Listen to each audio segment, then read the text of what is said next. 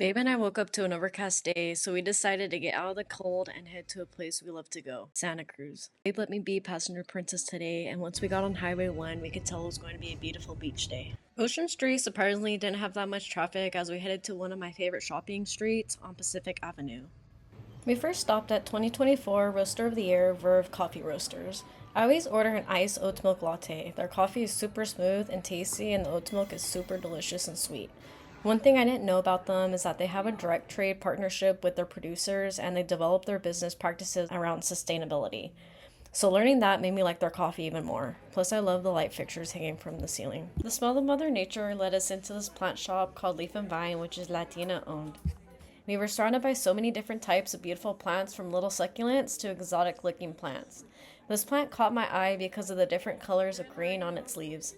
This shop also has candles and pottery made by artisans and ceramicists. The variant colors and shapes of the plants made me want to take them all home. It was hard to pick out which plant I wanted to take home because everything pulled me in. I ended up choosing the red vein Maranta house plant because of its red colored leaves. Of course, we had to stop by the bookstore. There was so much of a selection. I ended up buying Open One Woman's Journey Through Love and Polyamory by Rachel Krantz. We stopped at Go Ask Alice for some loose tea herbs. They're organic, ethically well crafted, and are fair traded, which is a plus. I bought the lemon balm blend to help support healing my nervous and digestive system. I wanted to show Babe my favorite thrift store, Motherlode. When you literally take a step inside this thrift store, you immediately feel like you're in another decade.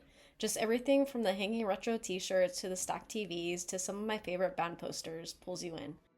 Of course, we had to bring the film camera. We needed to reload with more film. Nice. After loading the camera, we took some pictures in front of Streetlight Records. I've been coming here since I was a teen, adding to my record collection. We walked to our genre of vinyls to see what was in stock.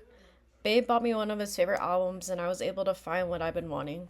After making our rounds on Pacific Avenue, we headed back to the car to drive to a close beach to have our picnic. The day was so beautiful and warm. Once we found parking on a side street, we walked to Seabright Beach. We were already soaking up the sun and enjoying the blue, calm water. The sun was super warm when we stepped in it. Once we found our spot, we got situated and started making our turkey sandwiches on sourdough bread. We've been wanting to do a picnic on the beach for a while now, and today we were finally able to do one. I didn't realize how much fun it actually was until we were just sitting there eating our sandwiches and chips and watching the calm water. It was definitely a beautiful summer day, and I'm glad we were out here enjoying it. Cheers, mate.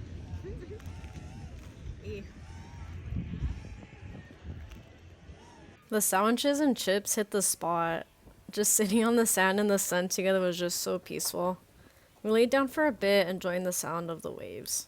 Of course, Cruz fell asleep instantly, always super jealous.